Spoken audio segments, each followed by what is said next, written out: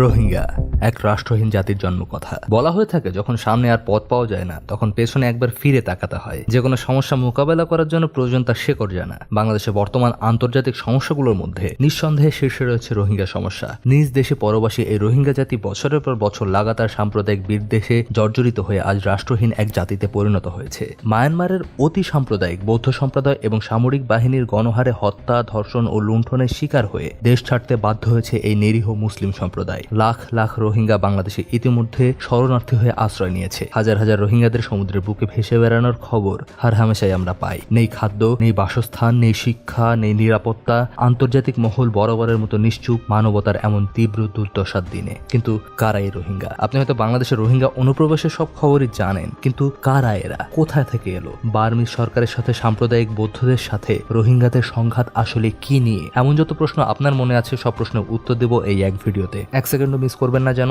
Video শেষে মনে হবে এতদিন আসলে কিছুই জানতেন না আপনি।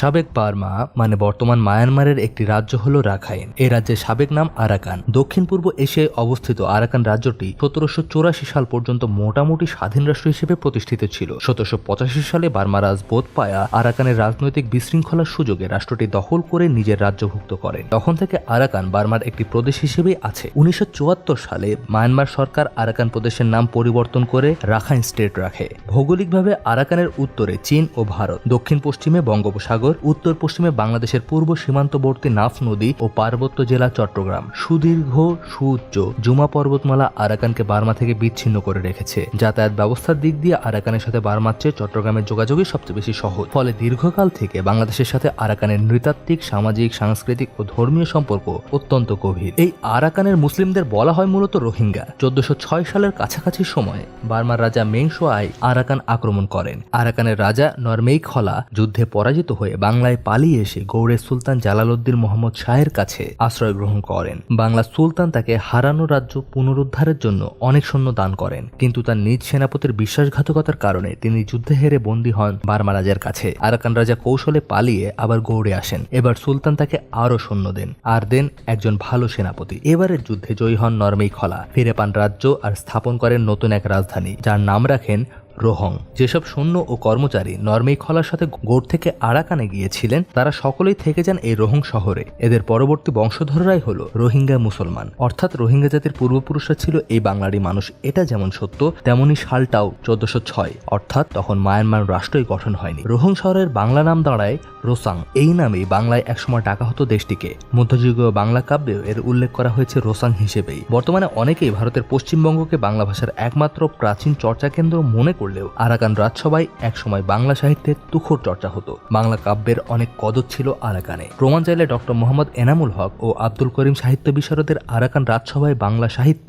নামক গ্রন্থটি পড়ে দেখতে পারেন। মহাকবি আলাওল রোসাং রাজসভায় একজন সম্মানিত কবি ছিলেন। 1891 সালে রবীন্দ্রনাথের লেখা ডালিয়া গল্পটির প্রেক্ষাপট ছিল মুঘল আমলে শাহ সুজার সাথে আরাকানের রাজার বিবাদ। গল্পটি যদিও কাল্পনিক, তবুও লক্ষণীয় যে আরাকান রবীন্দ্র চেতনাতেও স্থান পেয়েছিল। এবার খেয়াল করুন দর্শক, ব্রিটিশ আমলে আরাকানকে যুক্ত করা হয় বার্মার সাথে, আর গোটা বার্মাকে করা হয় ভারত সাম্রাজ্যের একটা প্রদেশ। আজকের বার্মা তার সীমানা লাভ করেছে ব্রিটিশ প্রশাসনের কাছ থেকে, আর তাই আরাকান আজ বার্মার অংশ। কিন্তু আরাকান বরাবরই ছিল একটি পৃথক রাজ্য। মজার ব্যাপার হলো ব্রিটিশদের বিদায়ের পরে বার্মার সব বড় বড় সরকারি চাকরি ও ব্যবসা বাণিজ্য ভারতীয়রা দখল করে নেয়। অল্প সুদের টাকা খাটিয়ে অনেক ভারতীয় কম সময়ে অনেক ধনী হয়ে ওঠেন। ভারতীয়রা বার্মায় ব্যবসার জন্য গিয়ে অনেক অপকর্মের সাথেও যুক্ত ছিলেন। এমনকি অনেক বাঙালিও বার্মার মূল ভূখণ্ডে গিয়ে অনেক অন্যায় কাজে জড়িয়ে পড়েন। শরৎচন্দ্রের আত্মজীবনীমূলক উপন্যাস শ্রীকান্ত এর দ্বিতীয় খণ্ড যারা পড়েছেন তারা জানেন কেন ও কেমন করে এক হিন্দু বাঙালি যুবক বর্মী রীতিতে বিয়ে করা তার বর্মী স্ত্রীকে রংপুরে তামাক কেনার কথা বলে ফেলে দেশে পালিয়ে এসেছিল।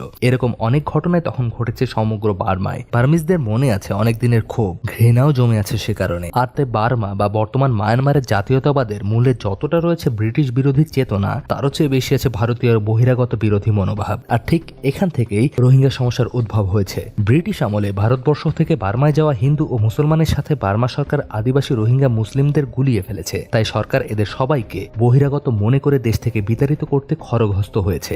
অথচ ব্রিটিশ আমলে বার্মায় আসা বহিরাগতরা আর রোহিঙ্গা মুসলিম সম্প্রদায় সম্পূর্ণ আলাদা গোষ্ঠী, তা ইতিহাস ঘাটলেই দিব্যি দিনের মতো পরিষ্কার। দুঃখের ব্যাপার হলো শান্তিতে নোবেল বিজয়ী গণতন্ত্র কন্যা অং সান সুকিও মনে করেন যে এরা বহিরাগত। তবে যাই হোক, এরপরের ইতিহাস তো সকলেরই জানা। 25শে আগস্ট 2017 সালে মায়ানমারের সামরিক বাহিনীর দ্বারা শুরু হওয়া গণহত্যা থেকে পরিত্রাণ পেতে প্রায় 10 লাখ রোহিঙ্গা শরণার্থী বাংলাদেশে আশ্রয় নেয়। অস্থায়ী বসবাস করতে শুরু করে এসব রোহিঙ্গারা আমাদের জন্য কতটা ঝুঁকির কারণ সেটা সকলেই জানেন ও বুঝেন।